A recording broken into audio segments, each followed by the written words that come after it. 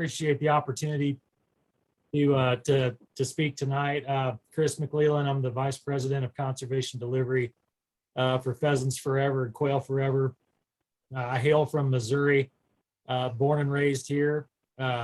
Spent the first 15 to 16 years of my professional career with working in the state of Missouri for the Missouri Department of Conservation. Most of that time was spent in the first third of that time was spent in public land management, and the last 2/3 of it was spent in specifically private lands, conservation, restoration. Moved up through the ranks, had a big chunk of the central part of the state under my purview with about 13 full-time biologists I oversaw. But started my introduction to Pheasants Forever, Quail Forever was as a chapter volunteer and actually as a chapter president. I was able to start our first chapter here in my local community.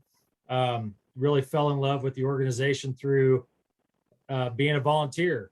And it wasn't too long after that we were able to bring the first Farm Bill biologist to the state. So I kind of got to wear two hats there and just fell in love with the organization, and told myself if I ever had the chance to come work here, I was going to do it, because they say what they mean and they mean what they say. And it wasn't very long after that I had the opportunity to come on as the director of field operations for the South region, and been in that role for about 5.5 years until the last 6 months. And I was able to move up into this role, and I'm overseeing all of our conservation delivery efforts and programs across the country. So we have, as of today, 305 sets of boots out there across the country doing habitat work. A lot of folks fired up, trying to put conservation on the ground at all costs. So we're excited and inspired by them, and I'm happy to be here tonight. Well, I appreciate it. Appreciate, yeah, you got it figured out. This is good. 305 sets of boots. That's outrageous. It's our chapter volunteers are likely very familiar with our biologist staff and what we're doing at the national level. And at least in Minnesota, I know across the country, they're big supporters of that program. So I think that's, we're going to get into some really great conversation here, but I think it's really nice that folks like you are able to join and put some faces to the names here at the organization. So we're happy to have you both. So we know our guests now, but I'd like to just introduce the topic a little bit more. And I looked back, and it's been just over a year, but in November of 2020, Pheasants Forever and Quail Forever updated their mission statement. And I don't think that had been done since the launch of Quail Forever, if I'm not mistaken. And that was 2005. So it's not something we do often, but the new mission statement reads, Pheasants Forever, or Quail Forever's mission is to conserve pheasants, quail, and all other wildlife through habitat improvement, public access, education, and conservation advocacy. So it really lines up with those three pillars of the organization. And it's added access, which for me in Minnesota, we've been doing public land acquisitions for a long time, but it never was a part of our mission. And in nonprofits and even for-profits, the mission is what you're selling. It's what you're delivering. And that's what's so important to see that component added. And with that re-emphasis on access, or that emphasis on access, and along with our Call of the Uplands campaign, we sort of expanded the Build a Wildlife Area program and some of our other access programs. I would think Minnesota chapter leaders that are on, and maybe like the surrounding states, are familiar with the Build a Wildlife program, but this thing's going nationwide now. And that's why we've got these two on today. So Matt, I'll let you sort of take it here. If you could just introduce Build a Wildlife, maybe from the ground up, where it came from, what the concept is, and then where it's headed. And we'll just start the conversation there. Yeah, you bet. And Build a Wildlife Area is our national program to deliver, one of our ways that we deliver habitat. It's also, you get a twofer, you get access. You can also argue we're doing R3 by providing places for hunters to engage and have success and have a good time out there. and certainly our advocacy pillar is front and center with this effort as well. So it's our effort and our national program to deliver fee title acquisition, where we purchase properties, and most of the time we end up getting those properties to a land management agency, a state wildlife agency, U.S. Fish and Wildlife Service, U.S. Forest Service, and they do the management for the long term. But you know, where we get engaged is where we add value. You know, we're not interested in doing something that someone else is doing.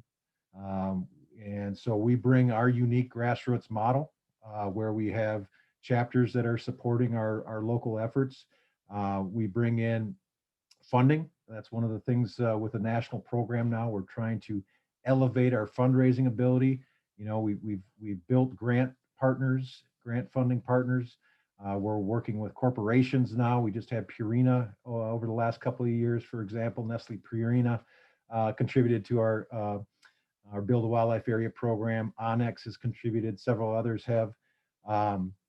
We're working with our donors, folks that have a philanthropic bent and want to support our organization and like Habitat and Access. We're trying to elevate and deliver high quality opportunities that way.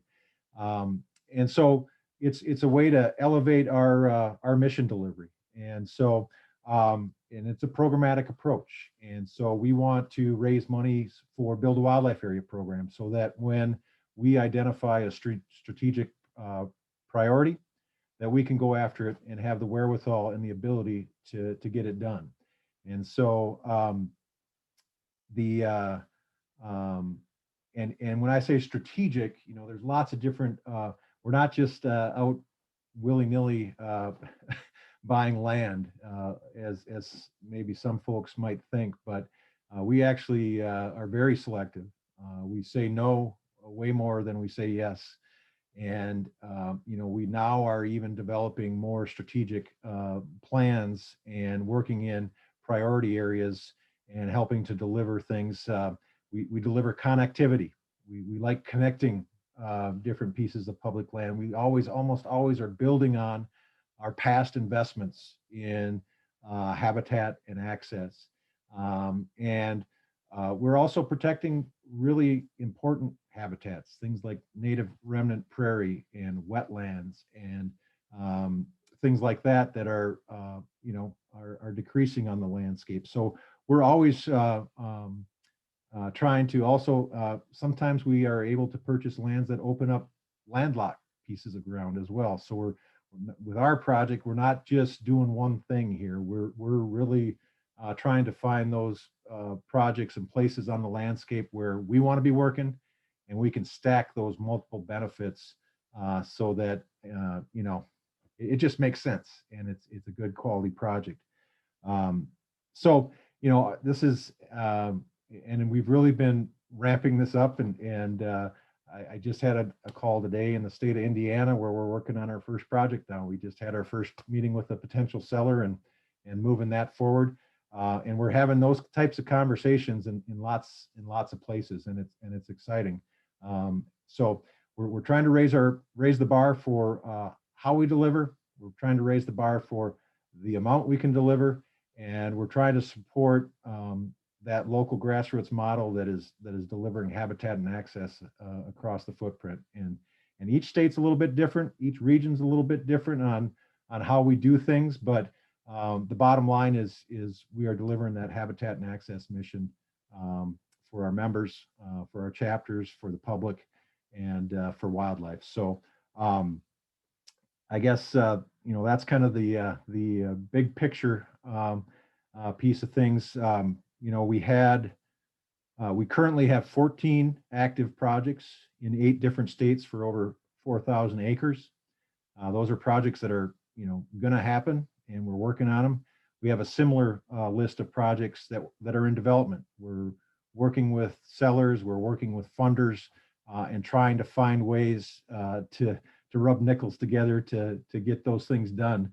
And so it's really growing, and our geography is growing.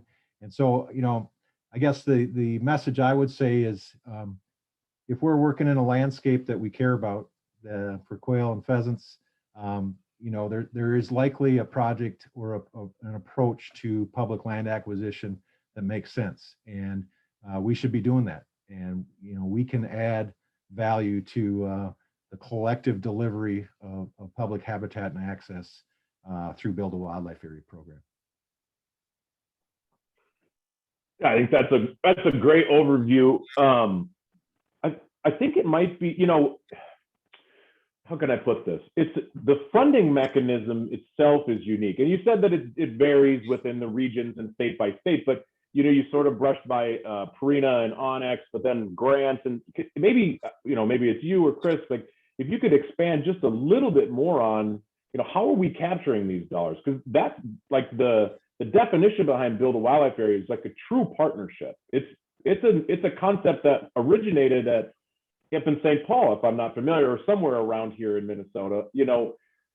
That a lot of folks are buying properties, either with like donations or with one specific grant, but this is a true partnership.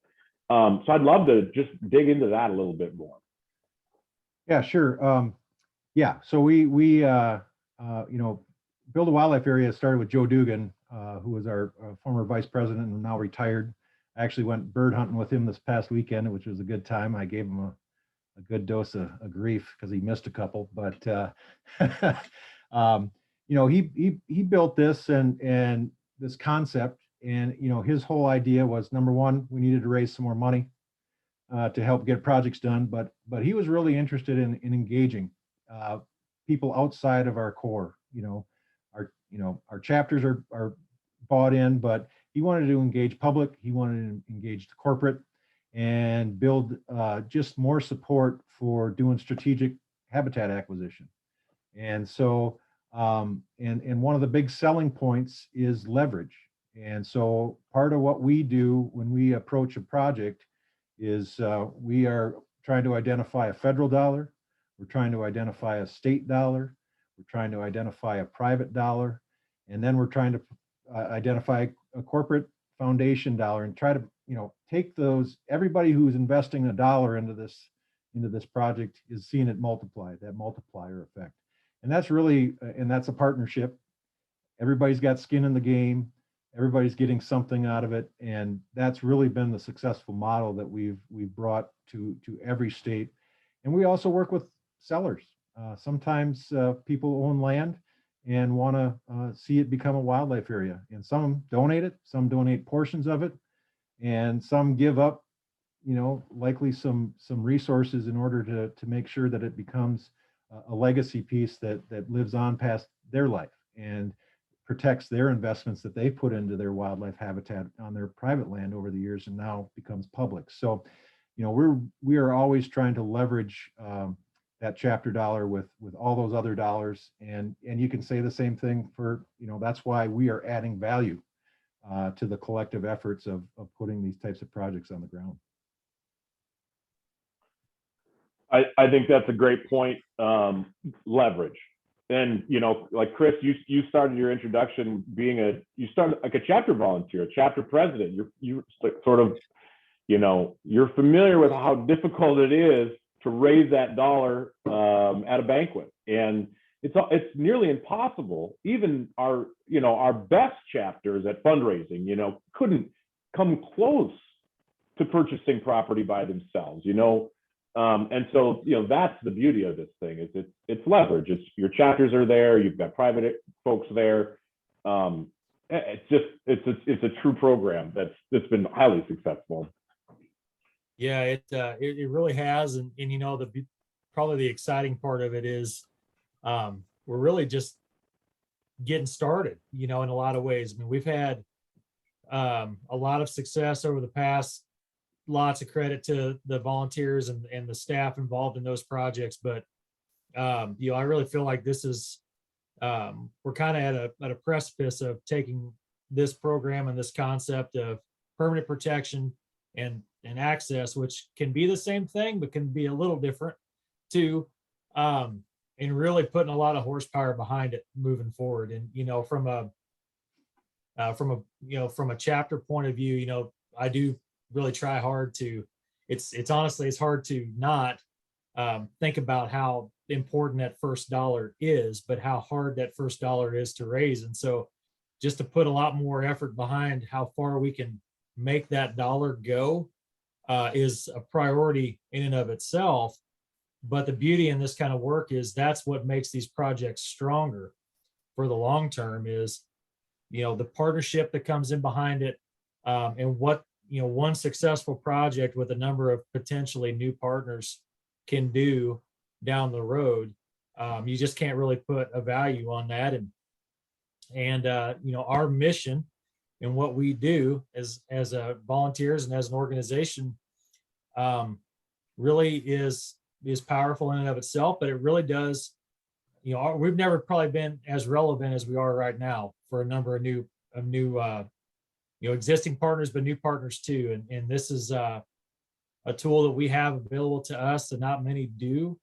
And it's something that I'm really excited to see grow as we move forward here. Yeah, 100%. So, let's talk about a project, be it something we like to see, be it something that's in the works. I mean, whatever kind of detail we need to go into. Yeah. In the end, we're creating wildlife habitat and access. So let's take the chapter leaders that are listening right now and the folks that are going to watch this recording, through your typical process. And like you said, Matt, it's differing throughout the states, but what are we looking for? You mentioned some of the things, like native prairie and things, but what does it look like? Take us through the timeline and how we apply BAWA on the ground.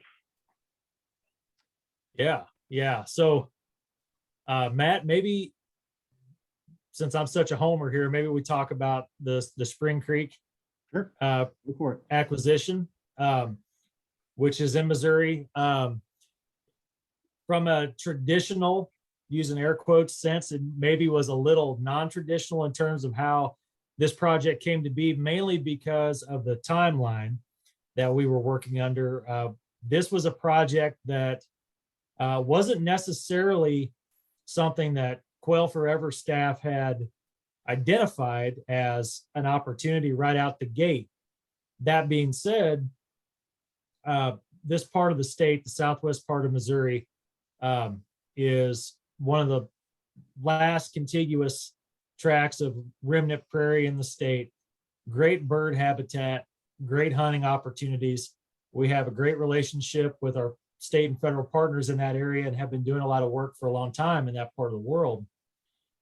And in this particular case, we had an existing WMA, the Linscomb Conservation Area, a few thousand acres of native prairie, quail focal area within a landscape for quail, focused on quail management.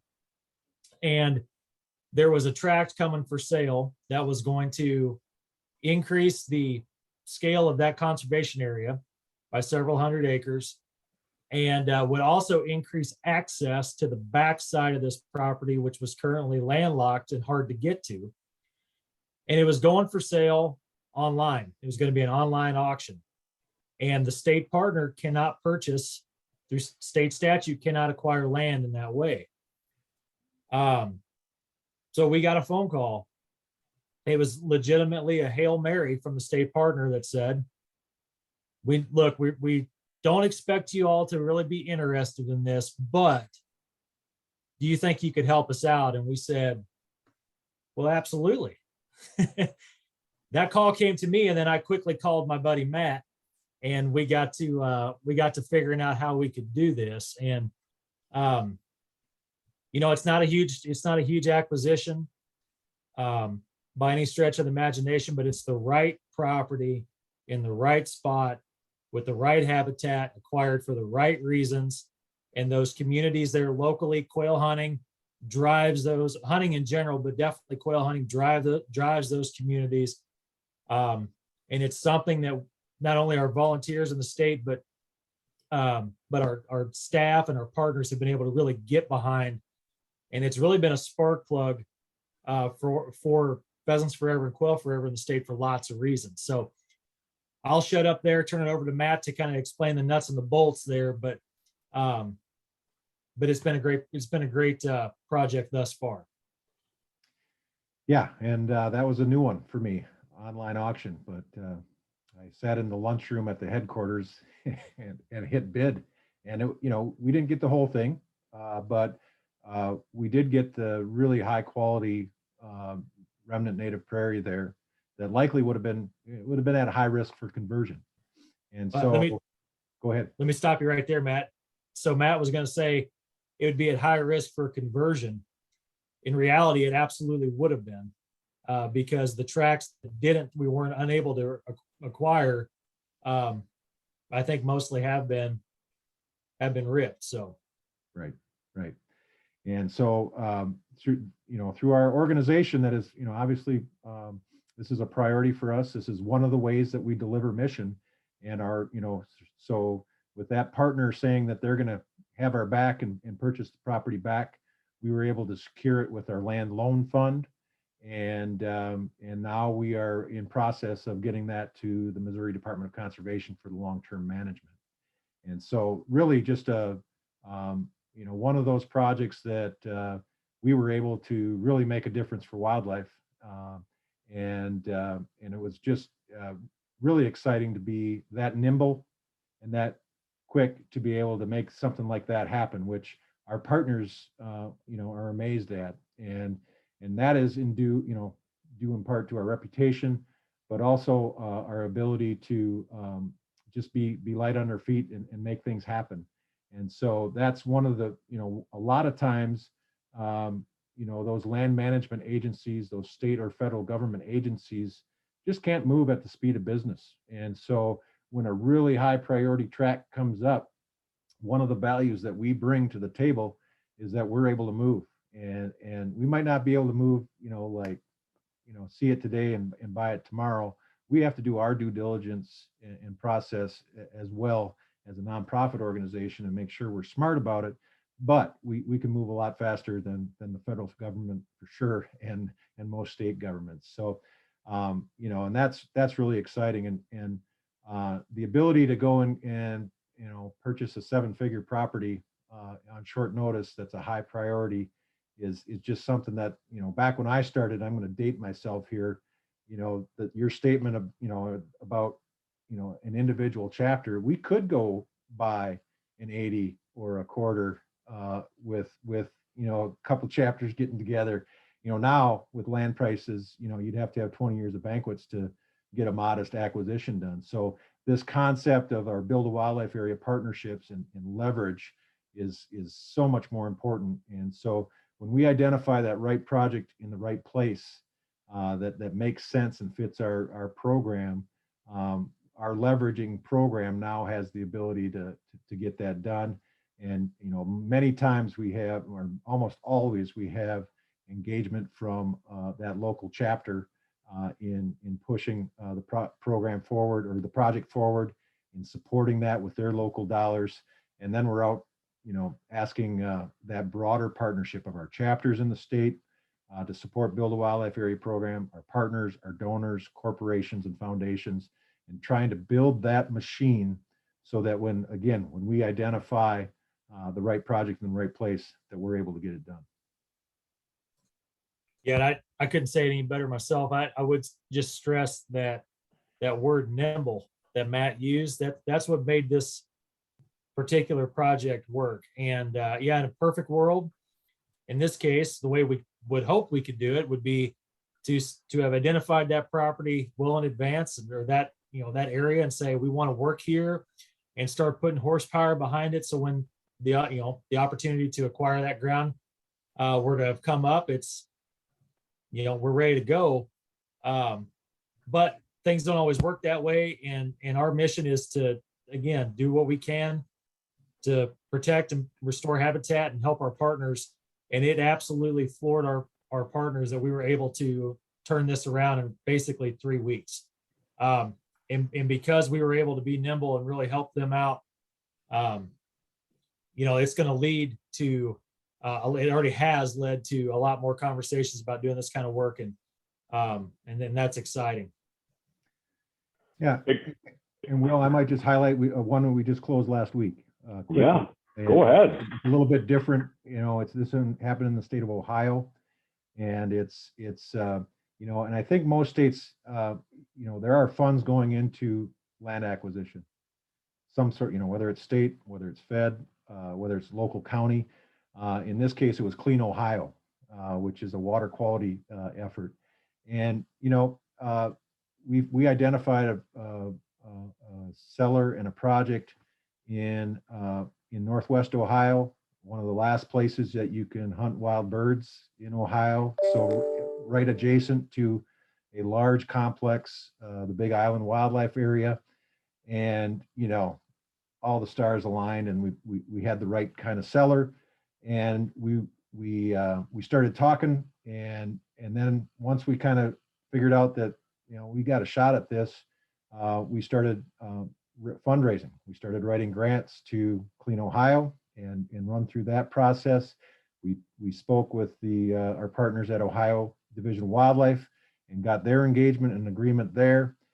We got chapters rallied around the project, and now we just closed on it, add 415 acres to a large, I think I don't know how many, it's like 2,000 or 3,000 acre complex, but high quality upland habitat adjacent to the Scioto River.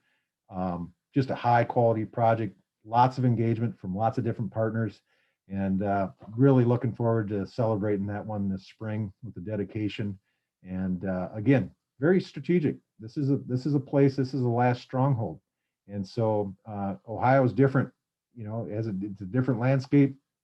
But for wild pheasants, this project fit the bill, and we were able to find a way to get it done. So, part of that effort now is that we are directing those Clean Ohio funds to our strategic geography and doing their mission, but our mission too.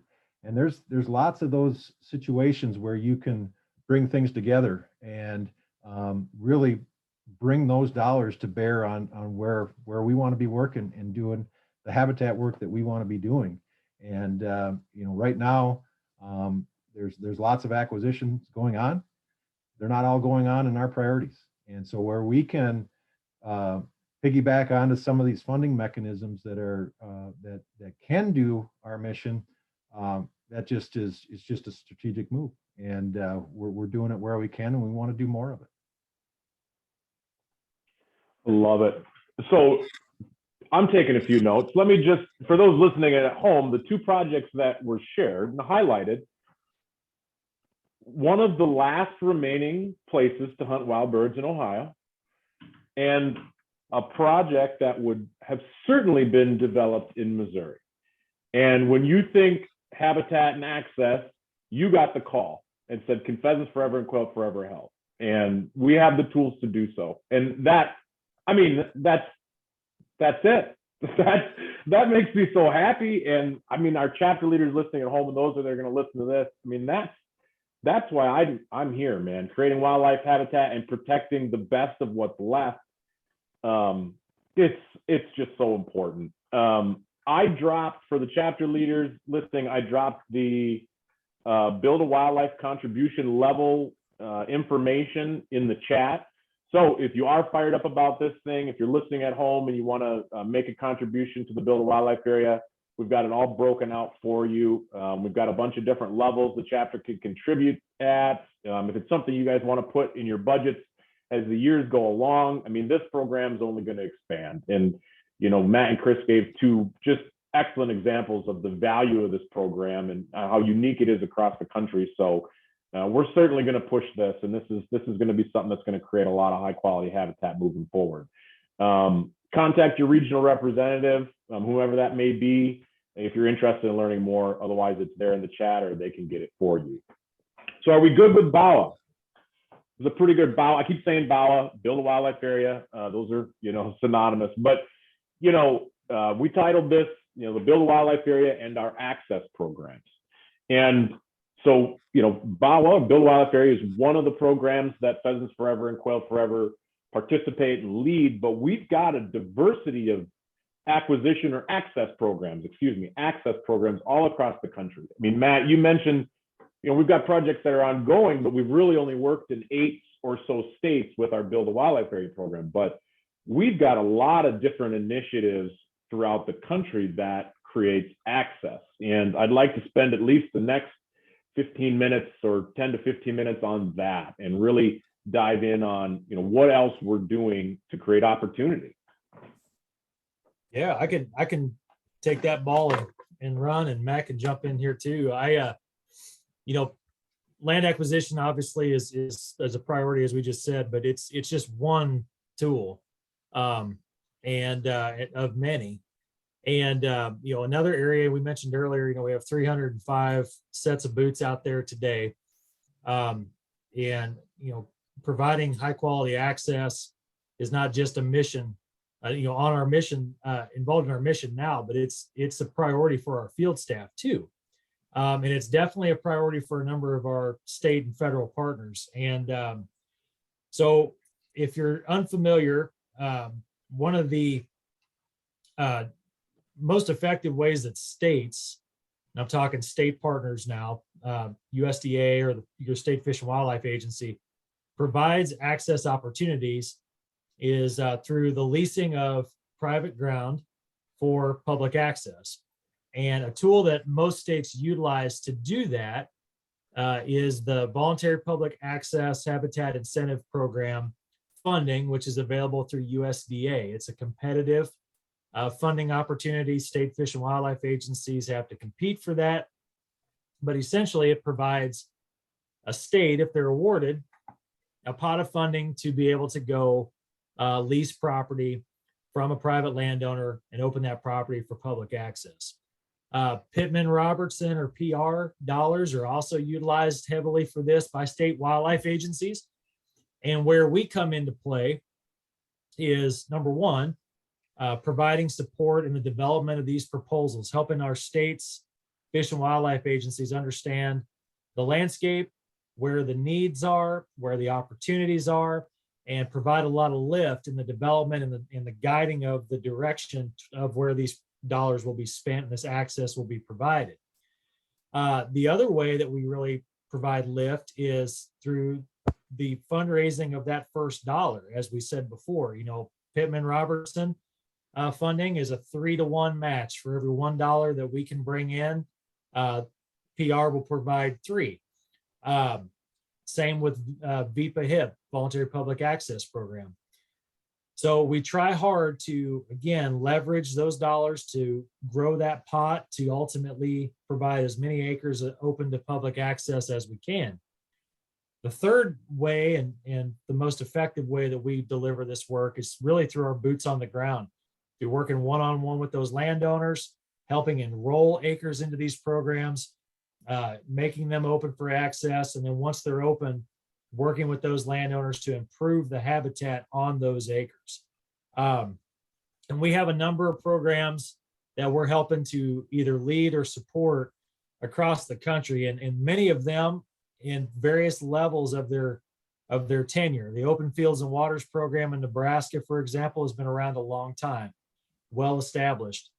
The Oklahoma Land Access Program, OLAP in Oklahoma, we're heavily involved in that program. It's 3 years old at this point.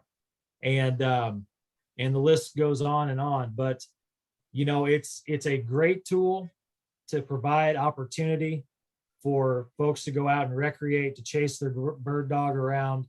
These types of efforts are very beneficial for the landowner. It helps us continue to drive hunters to communities that depend on those hunters to get there every fall and have opportunity to recreate. And it provides our staff with another way of connecting with a landowner to improve the habitat that's on the landscape. So, programs that help provide access are just going to continue. Much like BAWA, our state partners are, they have limitations as well. And programs that provide rental payments, access payments to private landowners are very beneficial to our state partners for many reasons. And so we're going to continue to be at those tables, in those conversations, trying to find a way to deploy those resources to the best of our ability to open as many acres as we can and make sure those acres that we do open are producing birds and opportunity to go chase your bird dog around. I love it. I love it. And I may know a guy that frequents a lot of those programs. I think or somebody I know in Montana, Nebraska, Weehaw.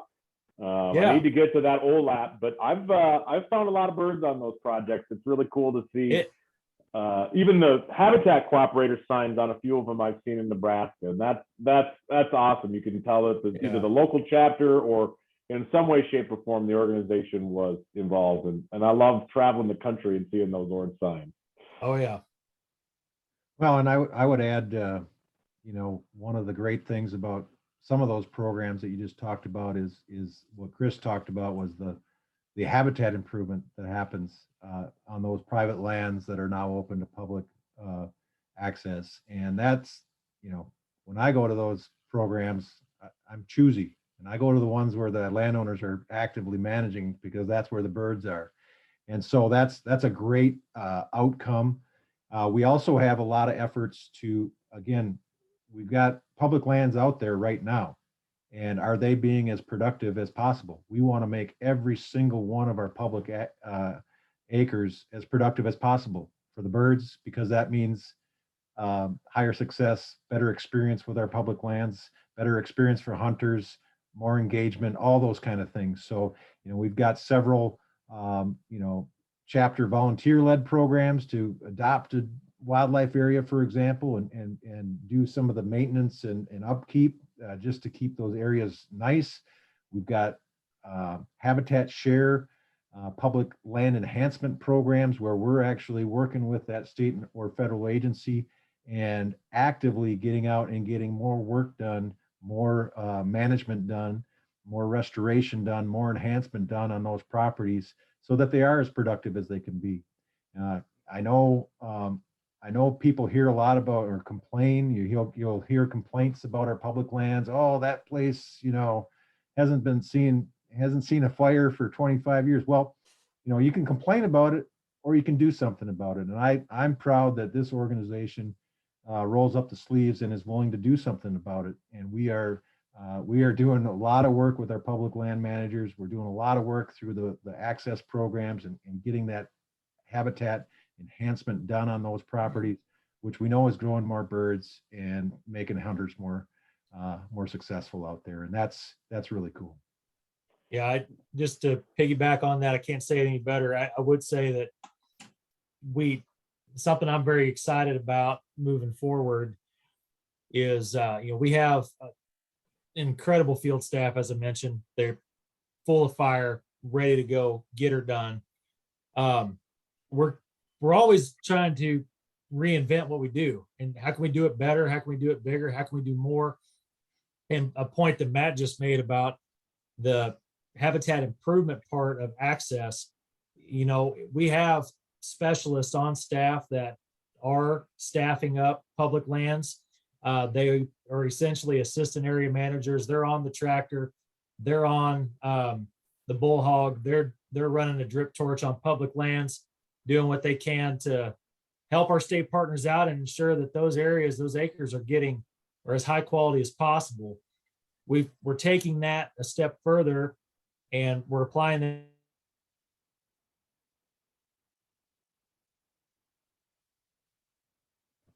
We lost you. It was going so well. Oh man, he could have stopped right there and that was just fine. Are you back or not?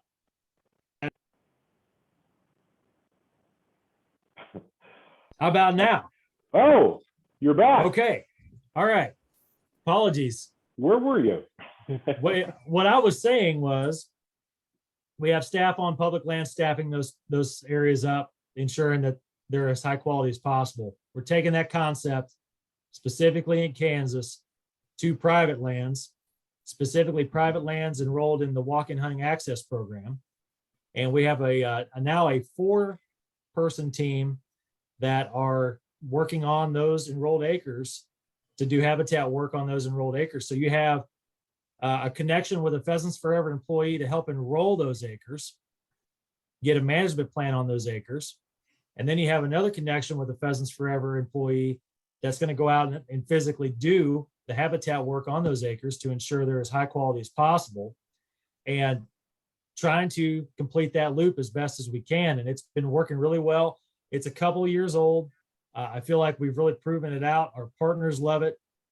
And it's a model that I would love to see be replicated across the country. So again, something no other group that I'm aware of, conservation organizations, doing. You know, that's something to be proud of. Yeah, 100%. It's when you think access and habitat, you're going to think Pheasants Forever, and we're going to make sure that you're going to think that for the remainder of my lifetime. I mean, that's where we're at. So, Chris, you touched on it a little bit. I think you said it. We're always trying to reinvent ourselves. We're always trying to do things bigger and better and impact more acres. So we've been here 45 minutes. I'm going to open up the Q&A. If there's folks listening that want to ask, that's fine. But Mr. Eric Sitzma's got a question for us, and he invites us to dream a little bit. If we continue to grow the BAWA, the Build a Wildlife Area program, through chapter support, corporate partners, grants, private donors, etc. It's almost 2022. We're in the last month of 2021. Where do you see that program in 2030? And if you feel the need to expand our other access programs, go ahead. But Eric's really targeting Build a Wildlife Area here. But where are we going to be in 8 years?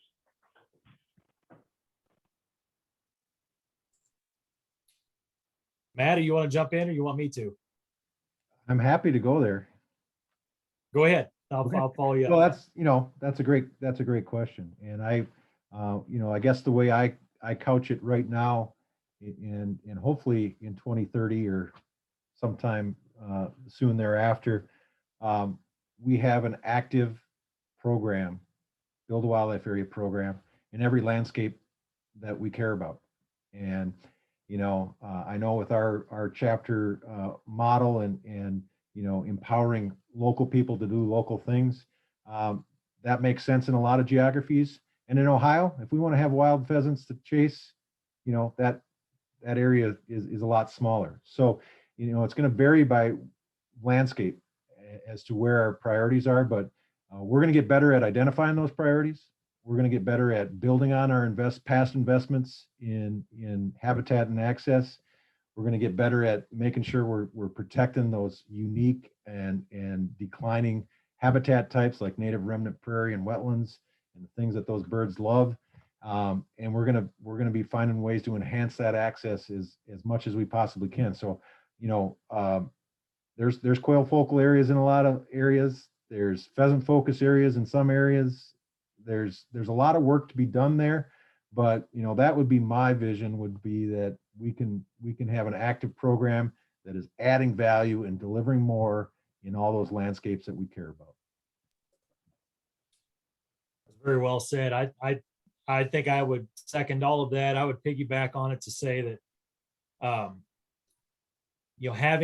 having a strong tie back to the communities that these acquisitions, these projects are close to and help support, and have our organization, not only be the organization that is known for this kind of work, but also have it, have the reputation as an organization who not only cares about habitat, but cares about the communities that these areas are adjacent to, and understands the tie back there too. It is about habitat, it is about conservation, but it's also about people too. Whether it's opportunity to recreate or just supporting those small businesses. That's something I personally am invested in and understand the tie there, and would love to just continue to champion that and have this work do that for us as well. I think you both nailed it. I'm excited for 2030. And Chris, your point about the people is so important, and the communities in which we're operating in, and the folks that are traveling to those communities and supporting them, and flying the PF flag and buying gas and hotel rooms. Lord knows I do a lot of that. And that is what makes me excited. I love I like people, and I like doing conservation work, of course, but I like conservation work for the sake of that it benefits people, and there's another generation that's going to be able to use this, right? And that's what we're working for. And I think that's just a brilliant way to wrap this thing up. I don't have any other Q&As. So as I stall for another 10 seconds, if you have a question you want to ask, go ahead and do so. Otherwise, I'm going to let these guys go. And I'm going to say happy holidays. And thank you both for joining. This was a great conversation. I'll be getting the recording up on the YouTube channel, and I appreciate your time. Really appreciate the opportunity. Yeah, thank you. And to all the volunteers out there, thanks for all you do. We are nothing without you guys, and the power of PF and QF is significant, and it's a pleasure to work for the organization. Well Absolutely. said. No more chapter happy hours the month of December, but I'll be back January 5th and January 25th. On the 5th, we're going to have a conversation about our native seed program at Pheasants Forever and Quail Forever. And on the 25th, we'll have a Pheasants Fest and Quail Classic preview. That's going to coming up right around the corner. So look for those invites from your regional representative. Everybody have a great holiday. We'll see you again. See y'all.